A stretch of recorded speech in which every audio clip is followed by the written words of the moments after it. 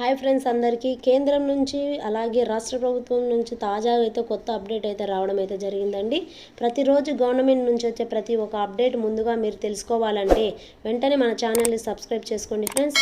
అలాగే చిన్న లైక్ కొట్టడం మాత్రం మర్చిపోకండి. ఇక లేట్ చేయకుండా వీడియోలోకి అయితే వెళ్ళిపోదాము. ఇక రాష్ట్ర వ్యాప్తంగా ఎవరైతే రైతులు ఉన్నారో వారందరికీ కూడా ఎంతగానో ఎదురు చూస్తున్నటువంటి అన్నదాత సుఖీభవ పథకం గురించి అయితే ఈరోజు అసెంబ్లీలో సమావేశం అయితే జరిగిందండి. ఈ అసెంబ్లీ సమావేశంలో పెట్టడం జరిగింది. ఈ బడ్జెట్ సమావేశం రైతులకైతే అతి పెద్ద ప్రాధాన్యత ఇస్తూ రైతులకైతే అన్నదాత సుఖీభవ డబ్బులు ఎప్పుడు వస్తాయి అని చెప్పి రాష్ట్ర వ్యాప్తంగా రైతులందరికీ కూడా ఎంతగానో ఎదురు చూస్తున్నారు అని వీరందరికీ కూడా రైతు ఖాతాలో 20,000 రూపాయలు అనేది చెప్పి ప్రకటన అయితే చేశారండి. మన గవర్నమెంట్ నుంచి అయితే ఇది చాలా చిన్న మాట అని చెప్పుకోవచ్చు. రైతులకు ఇది చాలా గుడ్ న్యూస్ అని అయితే చెప్పడం అయితే జరిగింది. ఇక వివరాలలోకి అయితే వెళ్ళిపోదాము. ఈ వీడియో ఎక్కడా స్కిప్ చేయకుండా ఎండింగ్ వరకు అయితే చూడండి ఫ్రెండ్స్. ఈ వీడియోని పూర్తిగా చూసినట్లయితే మీకు ఈ వీడియోలో ఉన్న పూర్తి సమాచారం అనేది మీకు తెలుస్తుంది. ఇక వివరాలలోకి వెళ్దాము. పలు కీలక రంగాలను ప్రాధాన్యత ఇస్తూ కేటాయింపులు అయితే చేశారు. ప్రత్యేకంగా బడ్జెట్ని మంత్రి అచ్చెన్నాయుడు గారు సభలో అయితే ప్రవేశపెట్టడం అయితే జరిగిందండి.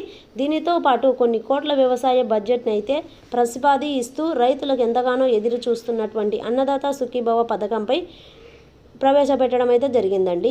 రైతులకైతే ప్రత్యేక బడ్జెట్లో మంత్రి అచ్చెన్నాయుడు పలు కీలక ప్రస్తావిస్తూ ప్రభుత్వం ఎంతగానో ప్రాధాన్యత ఇస్తూ 40,300 కోట్లను వ్యవసాయం బడ్జెట్లో అయితే ప్రవేశపెట్టడం అయితే జరిగిందండి.